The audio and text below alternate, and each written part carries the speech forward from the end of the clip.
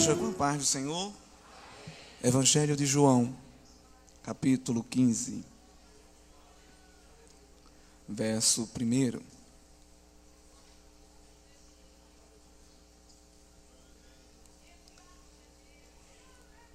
Eu sou a videira verdadeira e meu pai é o agricultor. Todo ramo que, estando em mim, não der fruto, ele o corta.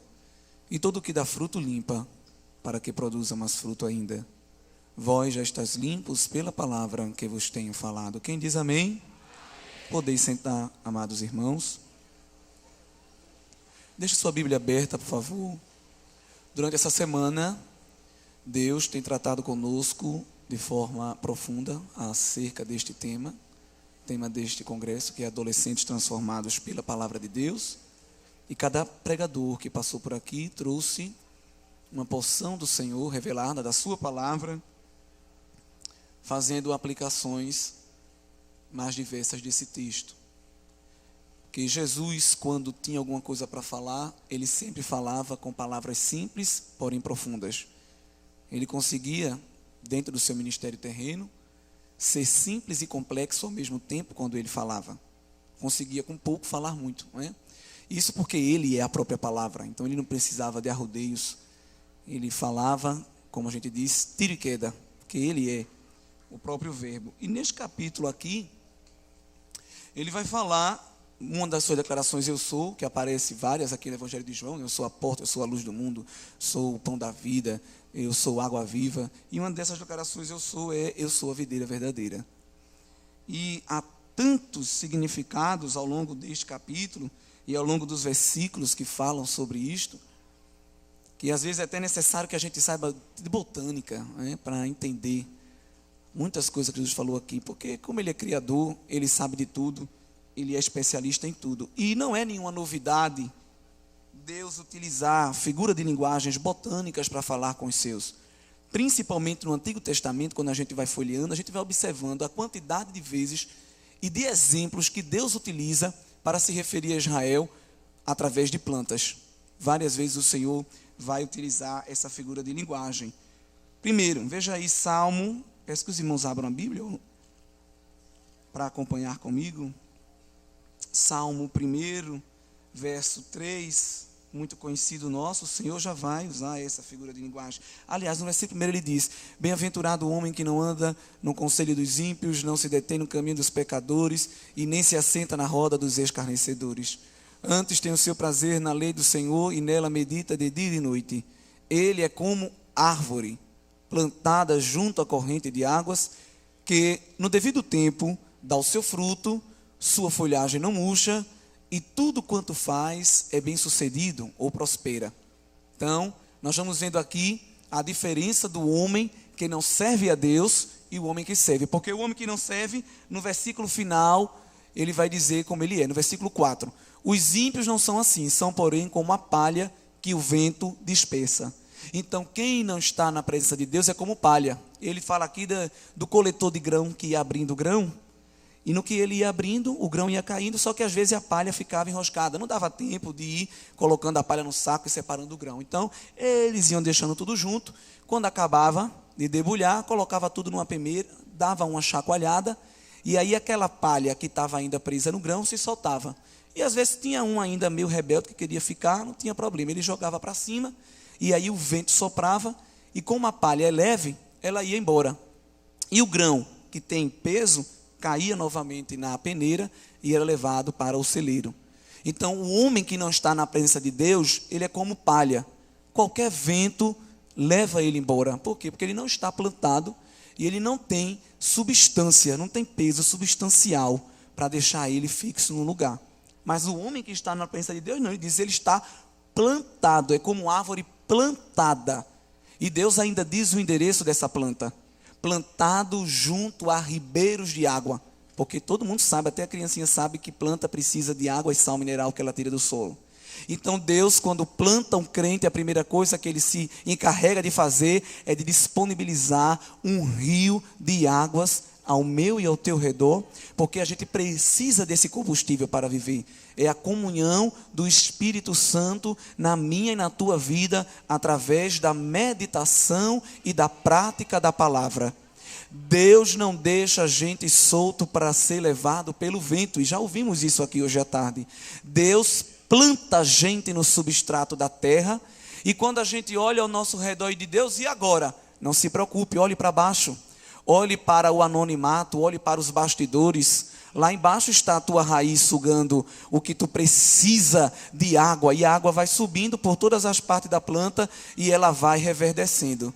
Às vezes, porque esse Deus é tão maravilhoso, Ele sabe que crente gosta de muita coisa da parte de Deus, e quanto mais tem, mais quer. Aí ele disse: tia Perreira, não, porque fui eu que criei o ciclo da água.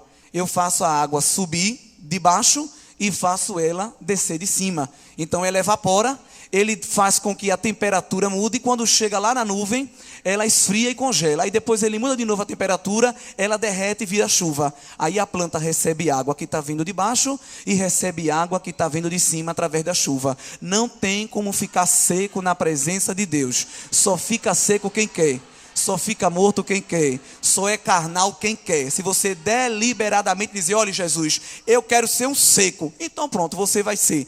Mas quanto mais você clamar, Jesus tem a fonte das águas superiores e a fonte das águas inferiores. Ele manda água na tua direita, na tua esquerda, por cima, por baixo, por dentro, por fora, e você fica encharcado, cheio da comunhão, da presença e das benesses do Espírito Santo. No Salmo de número 92, versículo 14, aliás, antes do 14, vamos ler o 12. O justo florescerá como a palmeira, crescerá como o cedro no Líbano. Eram árvores endêmicas daquela região. Plantados na casa do Senhor, florescerão nos átrios do nosso Deus. Na velhice darão ainda frutos, serão cheios de seiva e de verdor. Mais uma figura de linguagem, Deus utilizando planta. E aqui ele especifica qual é a planta: a palmeira e o cedro. A palmeira a gente já conhece, a gente fala muito em nossos cultos, porque ela tem uma flexibilidade muito grande no caule.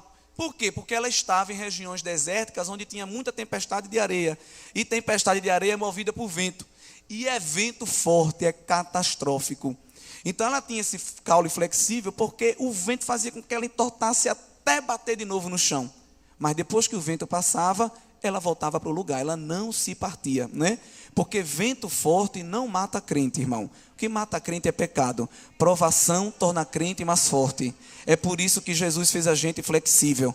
A gente entra em qualquer situação e consegue sair dela. Se for fornalha de fogo, a gente entra, não tem problema, e ainda passeia lá dentro. Se for vale da sombra da morte, a gente vai na escuridão, mas escuta o Senhor dizendo: a minha vara e o teu cajado me consola. Se é para estar no deserto correndo de Faraó, a gente corre. E se ficar de frente para o mar, não tem problema, a gente entra no mar, porque Deus abre uma porta, a gente sai do mar e continua caminhando para Canaã. Seja qual for a situação que a gente passar, tá bom, Jesus, é difícil, eu vou chorar, eu vou sofrer, mas eu vou passar, porque todo vento é passageiro. E outra coisa, viu? É aquela questão da energia potencial.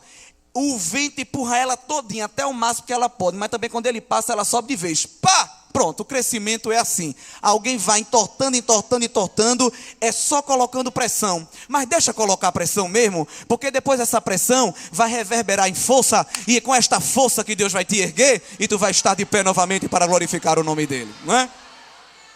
Não tem nenhum problema. Sofrimento é apenas para fortalecimento. Mateus capítulo 15, versículo 13, Jesus fala fala uma palavra que é forte. Toda planta que meu Pai Celestial não plantou, será arrancada. É por isso que nós precisamos estar continuamente na presença de Deus. Porque é só através da presença dEle que a gente vai perseverar. A gente vai ganhar estabilidade, irmão. Senão a gente vai se tornar passageiros. E aí há outras plantas que o Senhor vai utilizar para mostrar o crente. Há um texto que o Senhor fala através de uma visão dicotômica, assim, de paradoxo. Está lá em Jeremias, capítulo 17. Mais uma vez utilizando planta para mostrar a diferença do homem crente para o não crente. Jeremias 17:5. Assim diz o Senhor: Maldito o homem que confia no homem, faz da carne mortal o seu braço e aparta o seu coração do Senhor. Porque será como arbusto solitário no deserto e não verá quando vier o bem. Antes morará nos lugares secos do deserto, na terra salgada e inabitável. Algumas traduções vão trazer aí tamargueira. Então Deus vai usar Jeremias e ainda vai dizer qual é a planta, que era outra planta de região desértica. Só que ela tinha raiz muito pequena, caules retorcidos, os galhos, e não tinha muita interação com o meio. Então, Deus aqui mostra que o homem que confia em outro homem, ele não sabe onde pisa, ele não conhece o terreno onde está. O perigo vem e ele não consegue discernir, porque o homem é falho. E se você confia no homem, você está fadado ao erro também. Só que em contrapartida, no versículo 7, Jeremias diz: bendito o homem que confia no Senhor e cuja esperança é o Senhor. Olha aqui o que se repete lá do Salmo 1. Porque ele é como árvore plantada junto às águas, estende as suas raízes para o ribeiro e não receia quando vem o calor, mas a sua folha fica verde, e no ano de sequidão não se perturba e nem deixa de dar o seu fruto. Então quem não está na presença de Deus, qualquer coisa se desespera, bota a boca no trombone e diz que vai desistir, fica agoniado, fica inquieto, diferente de quem tem a sua raiz muito ligada à água. O ano está seco, as condições são adversas, mas quando você olha para o cidadão ou a cidadã, reconhece nele a presença de Deus, através de quê? Da folhagem que está sempre verde e do seu fruto dado na estação própria. Porque o que mostra se eu e você estamos na presença de Deus, não é o tamanho da árvore, não é a quantidade de galho, não é nada. O que mostra se eu e você estamos verdadeiramente na presença de Deus, é a qualidade do nosso fruto e a verdura das nossas folhas. Porque tem gente se comportando na presença de Deus como árvore de Natal. Eita, irmão, como assim? Só aparece de vez em quando, uma vez no ano. E quando aparece é cheio de enfeite. Por quê? Porque não tem fruto. Aí tem que preencher o espaço com bola, com estrela, com brilho, com aquelas coisas, para não ficar muito na vista de que ele está seco, está sem vida, está carnal, está em pecado. O nosso amado pastor falou aqui que é culto de arrependimento, de confissão. O crente, ele pode até passar por um problema difícil, é verdade, mas ele deve dizer: Jesus, me perdoa, eu estou seco, eu estou só o pó, eu estou vendo a hora o vento dar e eu ir embora igual cinza, me ajuda. Não é ficar assim escondendo com enfeite, porque o Senhor não te chamou para ser bonsai, não. Jesus não chamou crente para ser planta de ornamentação, porque ele não é paisagista não, irmão. Ele não é design de interior não. Ele chamou crente para plantar crente no deserto e continuar verde, continuar próspero, continuar frutífero, para mostrar que o Deus desta igreja não trabalha baseado em condições, ele trabalha baseado no seu poder, e o seu poder opera em toda e qualquer situação, até mesmo nas adversidades. Porque se a gente fosse planta de ornamentação, estava tudo lá e a gente estava só na sombra e água fresca, está tudo bem, como diz aí o velho ditado, está tranquilo, está favorável, não estou preocupado com nada, não me falta isso, não me falta aquilo, todo mundo passa, me olha, me aplaude, tira uma foto, tira uma selfie. Jesus quer ver crente, irmão, é no meio do nada, no meio do rebuliço, no meio da tempestade, e alguém moribundo passar e dizer: estou com fome, e conseguir ainda retirar um fruto daquela árvore, e dizer: rapaz, a terra é seca, mas Deus não fez coisa com a terra não, Deus fez coisa foi com a tua vida, com a tua vida. Porque tem crente que ele parece que é analista, ele fica fazendo relatório, não, porque assim não dá, assim não dá. Oh, irmão, Jesus não está preocupado com a cotação do dólar, se a Inglaterra vai ficar com o Reino Unido, se o Reino Unido vai ficar na Europa, se o partido fechou, se um partido abriu, se a violência está alta ou está baixa, porque o que ele precisa é somente de você para usar. Pronto, você é a matéria-prima de Deus, você como planta e o Espírito Santo dando a comunhão, frutificará na certa, e o nome dele é que será glorificado. Em contrapartida, o Senhor também vai mostrar aí, lá em Isaías capítulo 61, outra figura de linguagem muito bonita, comparando o crente a outra planta. E essa aqui é muito legal. Isaías 61, versículos... Vamos ler o versículo 1 ao 3. O Espírito do Senhor está sobre mim, porque o Senhor me ungiu para pregar boas novas aos quebrantados. Enviou-me a curar os quebrantados de coração e a proclamar a libertação aos cativos e a pôr liberdade aos algemados. A pregoar o ano aceitável do Senhor e o dia da vingança do nosso Deus, a consolar todos os que choram e a pôr sobre os que em Sião estão de luto uma coroa em vez de cinzas, óleo de alegria em vez de pranto, veste de louvor em vez de espírito angustiado, a fim de que se chamem carvalhos de justiça, plantados pelo Senhor para a sua glória. Então, todo esse processo que Jesus vem, ele sendo aqui profetizado por Isaías, e tudo isso ele vai fazer de libertação, de renovo, de produção de vida, para plantar-nos como carvalhos de justiça. Mais uma vez o verbo plantar, veja aí, e mais uma vez uma árvore. Carvalho é uma das madeiras de lei, é uma das melhores madeiras, caríssima. Por quê? Porque é uma madeira que demora para crescer. Leva muito tempo para crescer. Mas também quando cresce, é cheio de firmeza e de rigidez.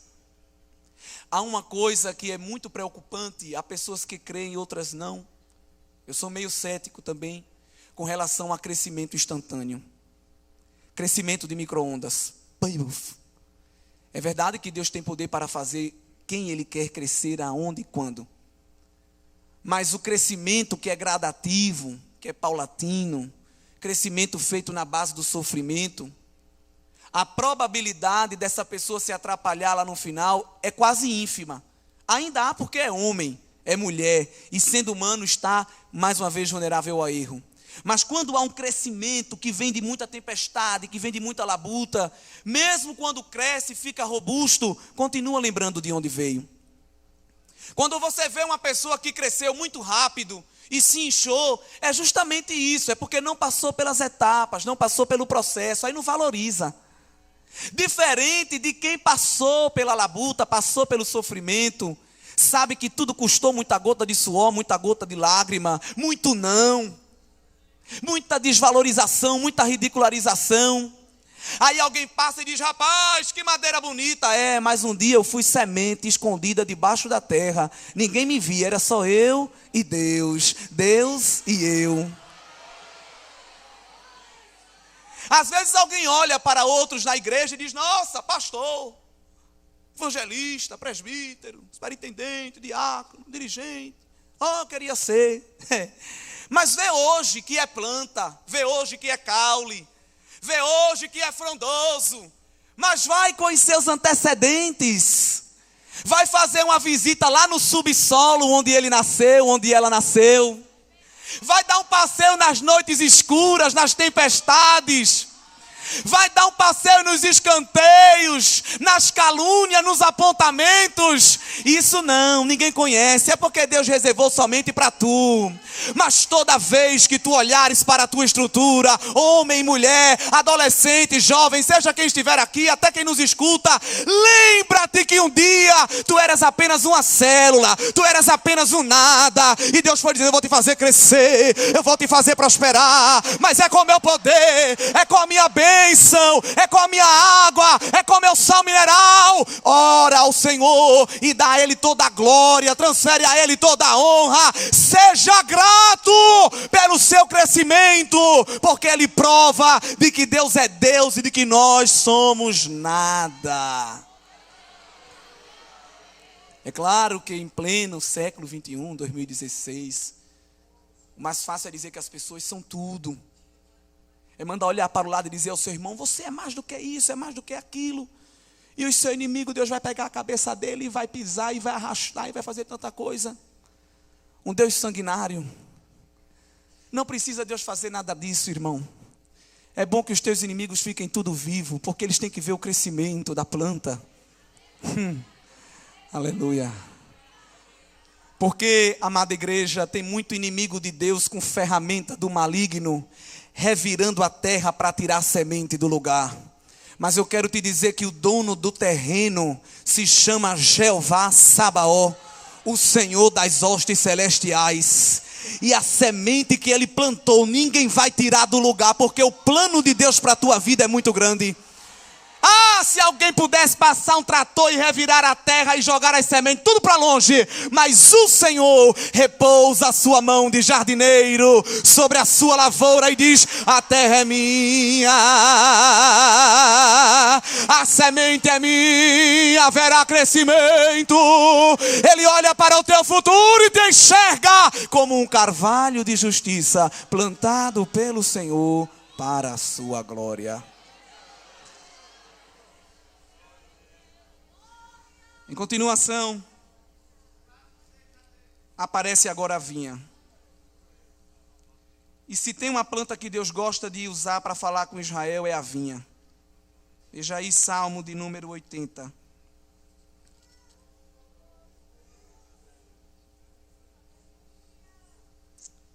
Salmo 80, versículo de número 8. Trouxeste uma videira do Egito, expulsaste as nações e a plantaste. Dispuseste-lhe o terreno, ela deitou profundas raízes e encheu a terra. Com a sombra dela os montes se cobriram, e com seus sarmentos os cedros de Deus. Estendeu a sua ramagem até o mar, os seus rebentos até o rio. Por que lhe derribaste as cercas? De sorte que a vindimam todos os que passam pelo caminho. O javali da selva devasta, e nela se reparte os animais que pululam no campo.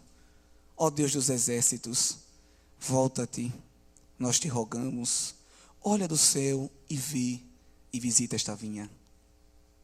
Uma vinha que foi plantada por Deus, chamada Israel, mas cresceu muito, se ensoberbeceu, e Deus permitiu quebrar as suas cercas e mostrar que o povo sem Deus é vulnerável a todos os perigos. E aquela vinha frondosa, que estendia suas raízes do oeste até o leste, agora estava acabada pelos inimigos. A ponto de o salmista abrir agora a sua boca e rogar a Deus, pedir a Deus socorro. Aí sim funciona. Isso não aconteceu só uma vez. Veja lá, livro de Isaías, capítulo 5, versículo 1 ao 7. Aí você lê em casa, não dá para ler tudo, para ganharmos tempo. Mas no versículo 7 diz: porque a vinha do Senhor dos exércitos é a casa de Israel, e os homens de Judá são a planta predileta do Senhor. Este desejou que exercessem juízo, e eis aí quebrantamento da lei, justiça, e eis aí clamor. Uma vinha plantada, mas que não deu certo, não porque Deus plantou errado, mas porque Israel estava obstinado, querendo fazer exatamente a sua própria vontade. E várias vezes Deus vai trazer essa figura. Isaías capítulo 27, versículo 3. Eu, o Senhor, a vigio e a cada momento a regarei, para que ninguém lhe faça dano, de noite e de dia eu cuidarei dela. Quanto a Deus, a proteção para a sua vinha, porque Ele sabe que a investida do maligno é muito grande, mas Ele não quer deixar a sua igreja vulnerável. Jeremias capítulo 2, versículo 21. Eu mesmo te plantei como vide excelente, da semente mais pura. Como, pois, te tornaste para mim uma planta degenerada, como de vide brava? Eu estava perguntando, houve aqui o quê? Uma mutação? Eu peguei a melhor semente e plantei Israel, e Israel mudou e se tornou uma planta ruim. Eu não plantei uma planta ruim, mas era o pecado, era a satisfação, o bel prazer do homem abrindo mão das coisas de Deus. Oséias, capítulo 10, versículo 1. Israel é vida luxuriante que dá o fruto, segundo a abundância do seu fruto. Assim multiplicou os altares, quanto melhor a terra, tanto mais belas colunas fizeram. Deus é tudo do bom e do melhor, e ao invés de eles adorarem a Deus, eles começaram a fazer altares para deuses estranhos. Livro de Cantares, que retrata a comunhão de Deus com a igreja, vai falar diversas vezes de vinha. Capítulo 2, versículo 13, por exemplo. A figueira começou a dar seus figos, e as vides em flor exalam seu aroma. Levanta-te, querida minha, formosa vinha, e vem. Apanhar-me as raposas e as raposinhas, que devastam as vides, porque as nossas vinhas estão em flor. Deus cuidando da sua igreja e tirando o inimigo que quer destruir a plantação. Você vai ver no livro de Cantares, no capítulo 6, versículo 11, no capítulo 7, versículo 12, no capítulo 8 também, versículo 12, Deus falando sempre desta videira. Então, como nós podemos observar, amados irmãos, Israel não conseguiu utilizar a oportunidade que Deus deu deles serem planta como um todo, árvore como um todo. Agora nós vamos lá para João capítulo 15, Novo Testamento, porta da graça aberta, Jesus revelado.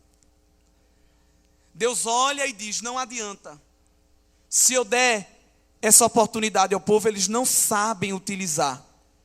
O povo não sabe utilizar muita coisa, porque tem gente que Deus tem que abençoar de conta gota. Eu sempre digo isso, com base em muita coisa que eu já vi na vida. Tem gente que se Deus der um copo d'água, ele já muda. Um copo d'água que se você bater de jeito, ele cai. E você pede tudo, pronto, aí já vai abençoar ele de pouquinho em pouquinho. Não é porque Deus é ruim não, pelo contrário, é porque Deus é bom. É melhor ter pouco, mas continuar sendo crente, do que ter muito e se desviar. Aí vai ali, sendo abençoado devagarzinho. Então Deus, observando ao longo do tempo que o povo não tinha jeito, Ele diz: vamos fazer agora diferente. Jesus é que vai ser a planta, e a igreja vai ser enxertada nela. Agora eu quero ver se vai dar errado. Já que vocês não conseguem ser planta sozinha, eu vou plantar uma planta chamada Jesus, e vou, pela graça e misericórdia infinita que tenho, pegar vocês, planta brava, parra brava, erva daninha, jambuzeiro velho, só planta que não presta, e vou enxertar em Jesus, e vai dar tudo certo no final. Porque não tem bom aqui, não tem bonzinho aqui, se nós fôssemos ver nossos antecedentes. Mas Deus é Deus, que consegue pegar a parra brava e colocar ligado com Jesus e dizer: agora tu vai receber seiva bruta e seiva elaborada. Vai entrar água de cima e vai entrar água de baixo. Eu vou te alimentar por dentro e vou te alimentar por fora. É palavra de manhã, de tarde, de noite. É doutrina na esquina, no carro, em casa. Até dormindo eu vou falar contigo. Vou mandar o meu espírito, como em Pentecoste. Vou encher a igreja de poder. Vou destruir o mal. Vou tirar o pecado do meio do povo. E haverá agora frutificação para a glorificação do meu nome. Diga para o seu irmão: não tem como dar errado. Agora eu vou dizer uma coisa a você. Por incrível que pareça, ainda tem gente que dá. Jesus é maravilhoso, mas ainda tem gente que consegue dar errado, irmão. É um herói. Porque dar errado do lado de Jesus é para ser muita ruindade mesmo. Mas o meu e o teu Deus, Ele é agricultor. E Ele não se assusta com pecado. Ele não se assusta com escândalo. Ele não se assusta com queda de ninguém. Pelo contrário, Ele pega tudo e diz: eu ainda vou transformar mais uma vez. Eu ainda vou tratar mais uma vez. Porque a videira ainda está de pé. Vamos voltar aí ao capítulo 15. Eu fiz esse panorama no Antigo Testamento para os irmãos entenderem. Porque Jesus aparece falando: eu sou a videira verdadeira. É porque Ele está falando assim: o Pai está dando mais uma oportunidade de vocês frutificarem na minha presença. Agora vem. Jesus é a árvore, Deus é o quê? O agricultor. É Ele que tem as ferramentas na mão. Aquela tesourinha do jardineiro, muito boa. Ele tem na mão aquela ferramenta para tratar com a mim, com a tua vida, galho. Primeiro, diga logo para o seu irmão: você não passa de nada. Diga a ele.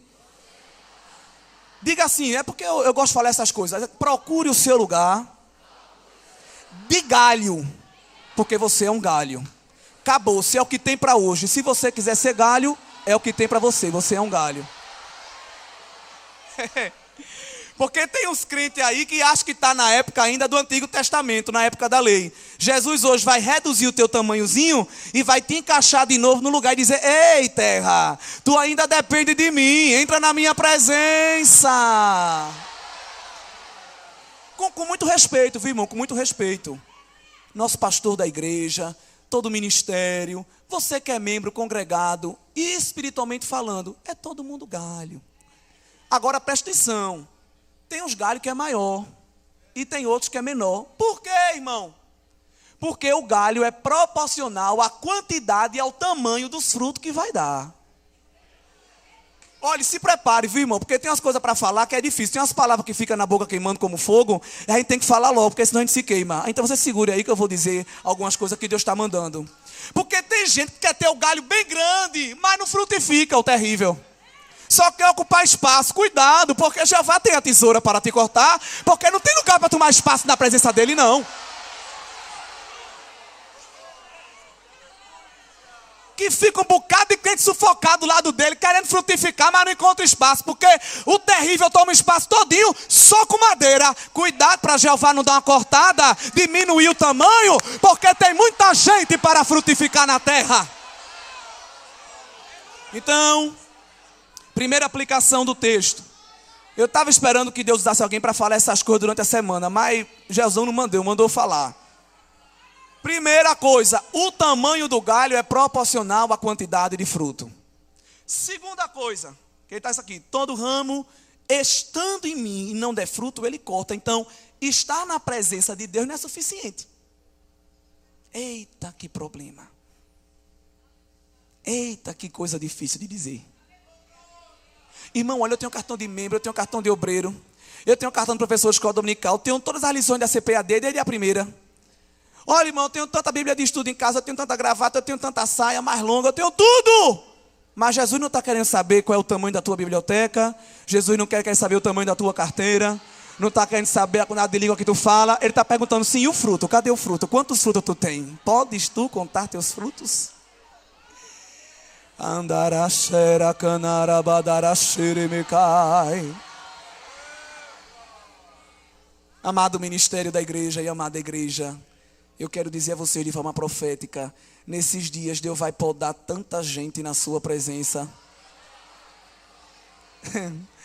Dá para ouvir só as tesouradas. Pá, pá, pá, pá, pá. Vai morrer? Vai não. Calma, eu vou explicar. Todo que dá fruto limpa, para que produza mais fruto ainda. Tem dois verbos aí. Estando nele, há duas formas de estar nele, frutificando ou não. Se frutificar, ele corta. E se não frutificar, ele corta também. Então não tem jeito, todo mundo vai ser cortado.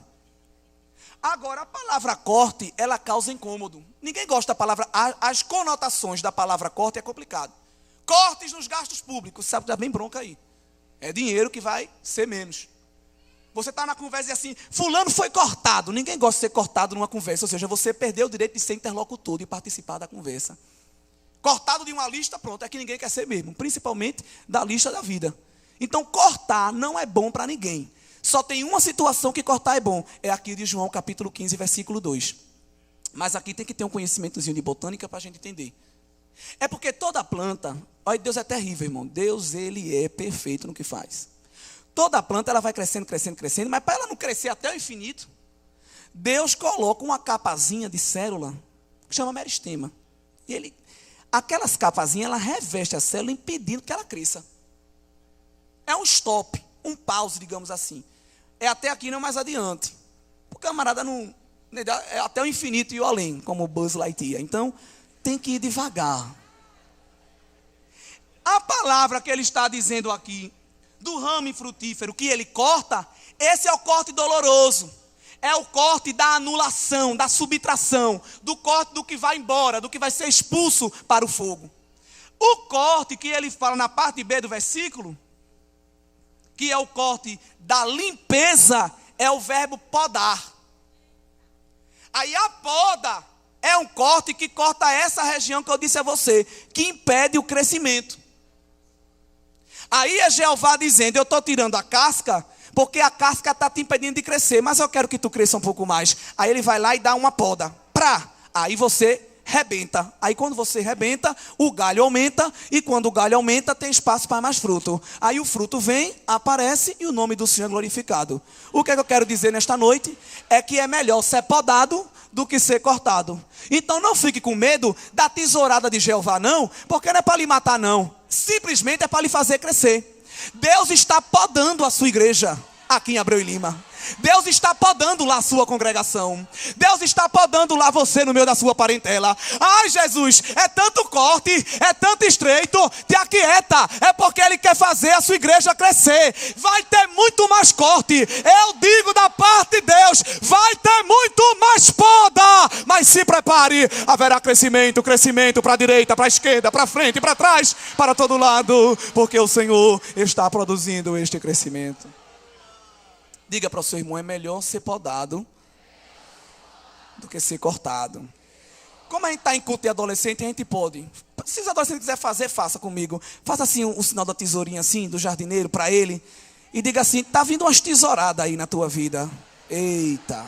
Vocês são crentes mesmo, que vocês dizem mesmo, viu? Tu crê? Eita. Anda. Eu não sei o que é que vai ser cortado, mas vai ter corte. Mas tem que ser muito crente. A igreja da glória com um negócio desse, irmão, é porque vocês são crentes mesmo. Mas não te preocupa não, porque vai ter galho para todo lado. Eita, Jesus, cante! Te prepara, porque haverá mais galho, haverá mais folha, haverá mais sombra, haverá mais alimento, haverá mais vida, mais glorificação do nome do Senhor, mais prosperidade, porque Ele está limpando. E quando o Senhor limpa pela sua palavra, tudo dá certo. E o que é que a tesourada de Jeová? É a sua palavra. Pá, pá. Porque Deus não vai cortar ninguém ferindo não, irmão. É a palavra do Senhor. Ela vai passando, vai deixando todo mundo na medida. Né? Às vezes tem uns galhos pontudos assim, eu quero não, peraí. Pá! Porque célula, quando vai morrendo, ela vira casca. Casca grossa. Eu às vezes fico rindo com uns crentes que dizem assim, eu sou assim. Eu sou desse jeito, ninguém me muda. E se quiser assim, é nada. Olha o dedinho para você, ó. É nada. Porque aonde é que o galho tem mais poder do que a planta toda? E aonde é que o galho tem mais poder do que o agricultor? Deixa o agricultor chegar no meio do jardim para ter uma conversa contigo e te botar no lugar, terra. Você crê que Jesus está passeando no meio da sua igreja? Não é para lhe alegrar, não. Então, se você crê, com a permissão do pastor, e diz que quer orar para batizar, então venha vindo aqui para frente. Venha ser podado por Jesus. É muito bom ser crente, irmão. É muito bom crer na palavra do Senhor.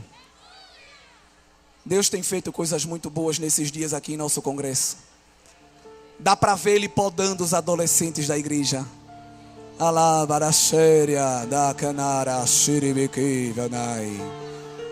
O mundo aí é só dando. E a gente chega aqui, Jeová é só podando. Mas haverá crescimento. As irmãs da liderança podem se aproximar aqui, para ir colocando a mão na cabeça, intercedendo. Haverá muito crescimento daqui para frente, o Senhor está dizendo à sua igreja.